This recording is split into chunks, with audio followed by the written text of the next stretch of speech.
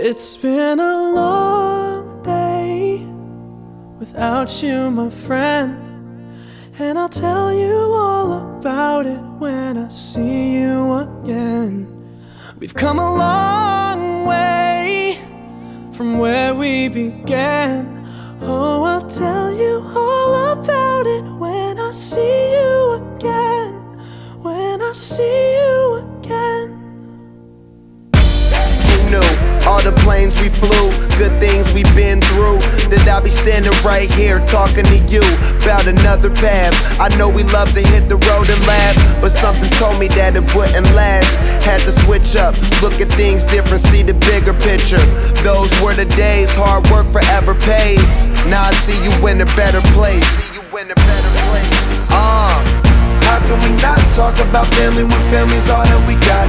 Everything I went through, you were standing there by my side, and now you gon' be with me for the last ride. It's been a long day without you, my friend, and I'll tell you all about it when I see you again. We've come a long way, from where we began. You know we started. Oh, I'll tell you all about it when I see you again. Let me tell you. When I see you again.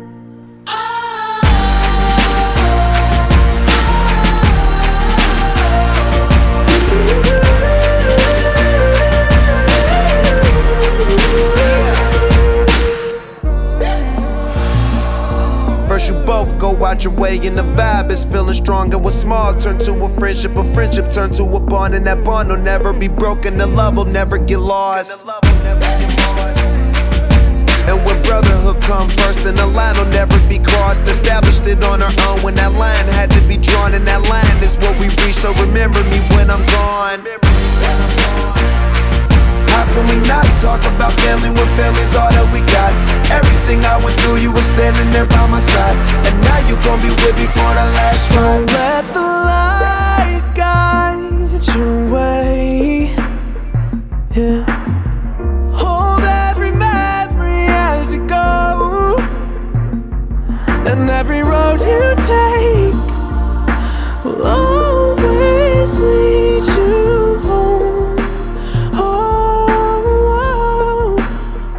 It's been a long day without you, my friend, and I'll tell you all about it when I see you again.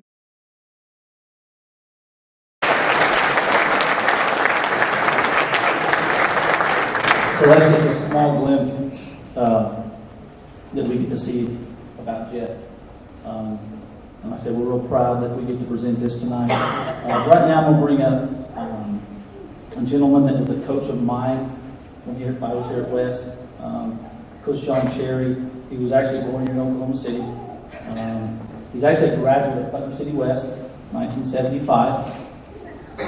And he went on to play, after high school, he went on to play college football at Kansas State University.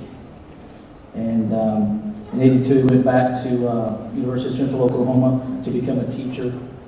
And that's where he came over to be a teacher and coach at West, and that's where I met Coach Cherry. Coach Cherry was a good coach.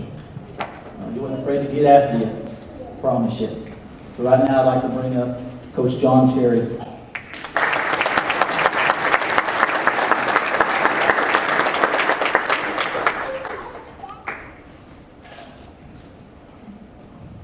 This brings back a lot of memories for me in a lot of different ways. Being a West graduate and seeing how things are today, they're different, but I still see that same spirit in you guys. I followed you. It didn't quite end up the way that you wanted it to end up, but what you have to understand is, out of every year in every class, there's only one team that goes to bed in the final night happening. One. And I've never been fortunate enough to be there. But I started coaching at West a year after they won their state championship in '81. I started in '82 and loved every minute of it. Now, I've been asked to come and speak to you about an award that will be given here in the name of a young man by the name of Jeff Frost. And West is a special place to me for a lot of reasons. I even met my wife at Putnam West. She was the drama teacher. And before I got my job at West, I was actually going to school at UCO, and I used to substitute. And I substituted for her class in drama. And that was really fun. But anyway, that's how I met my wife. And so it's a very, very special place to me. And Jeff Frost was a very special young man. I remember him as a sophomore and how good he was even then. Freshmen didn't play up then. Freshmen were at Mayfield and Western Oaks. But as a sophomore, he was so good, he ended up starting on varsity. And Tony reminded me that on our defense, we suited our guys up in black shirts because Nebraska had done that. Was kind of a cool thing. And that way the guys didn't have to change any kind of shirt or anything for the defense to practice against the offense. And he got a black shirt as a sophomore. But I remember realizing how special he was even before we started playing that first year. And we were getting ready to hand out the numbers for the first game. And Jeff came up. And I said, well, what number do you want, Jeff? And most kids would say, well, what's available? You know, what do the seniors and all those other guys got? And he said one simple question. He said, what number did you wear? And I said, 77. He said, that's the number that I want.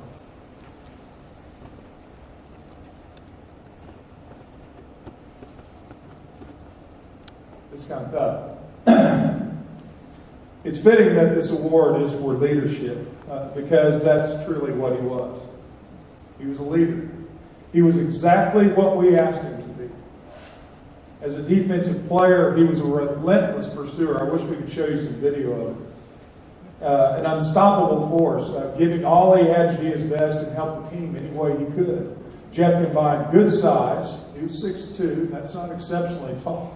230. Good size. But great quickness, great speed, great agility, great strength for his size. And a never say die attitude. That was a shining example to all our own players, and it was a terror to the other teams. The best thing about Jeff was he truly understood what a leader is. And most people do not know and do not understand what a leader really is. Most people will tell you the leader's a boss, a manager. He's the one in charge. If you went to a place of business and you said, who's the leader? They take you to the boss. They take you to the manager. But if you really ask the employees, you said, who's the leader here? Chances are they point to somebody else. The one who really gets all the work done. The ones in charge can be leaders, but the authority does not empower them with leadership. It's not about authority or instruction. The words used in these are useful tools, but they miss the most important part, and that's the actions. You see, words without actions backing them up are just that. They're just words. If I stood here and I shook my head no while saying yes, if you asked me, can I have that? And I looked you right back and I said, yes. Most people would take that as a no.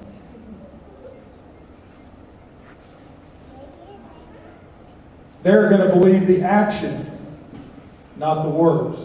If you say one thing and then do another, you lose all of your credibility.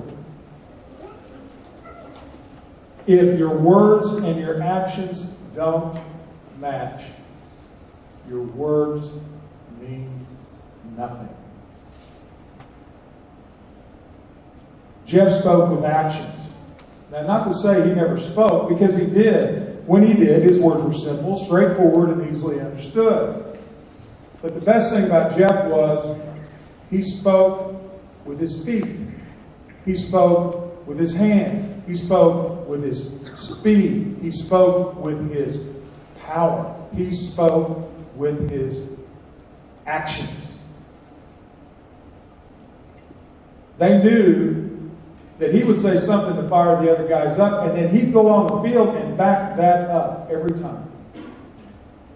You could count on him. He was going to be there with you fighting to the very end. His emotions and his motions matched. Therefore, when he spoke, you believed him. This is one thing that every one of you young men need to aspire to. That someday, when you get my age, and you walk by, and somebody says, "Who is that guy?" and they say your name, you want them to be able to say, "That is an honorable man." If he tells you something, you can take it to the bank. Because he'll never lie. That's what you want to be. Jeff won a lot of honors, but that's not why he played so hard. He played so hard so he could help his friends win. That takes us to the most important part of leadership, and one that not many people understand either.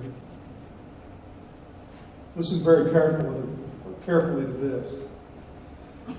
To lead is to serve. A true leader is one who is willing to give up the glory so that others may succeed. They don't demand the top spot for themselves. In fact, they insist on the others going first.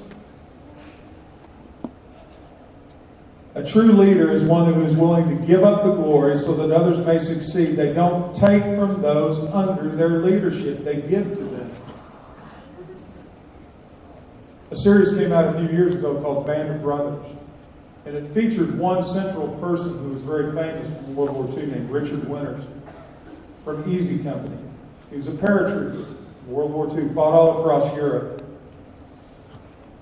And one of the famous scenes, which he really did say this to one of his officers, he got on to one of his officers about doing something he should have been doing. And he said to his officer, "Never put yourself in a position where you take from these men. If you're going to lead them,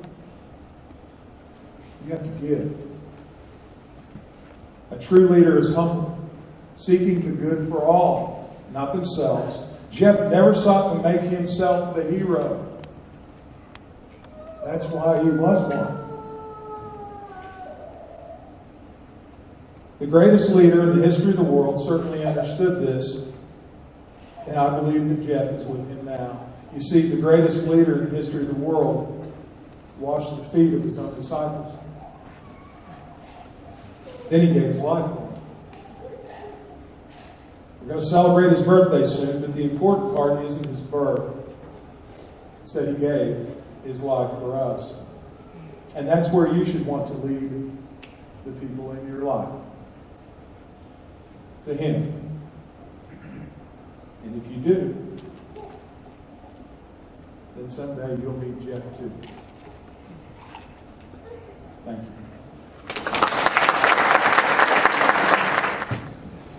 You know, when this award, when we thought about doing this, we talked to the Frost, and this trophy, the base of the trophy was made by Chris and Robert. So it's really special. This is the first time really anybody's seen it, really been me. So I'm going to put it up here. And I think it's special. I think it's awesome. This is the Jeff Frost Memorial Trophy. It's for the Leadership Award. And now I'm going to bring Coach Chair back up to announce the winner. Frost family, can you come on up here to the stage? The first winner of the Jeff Frost Leadership Award, Braden Gammon.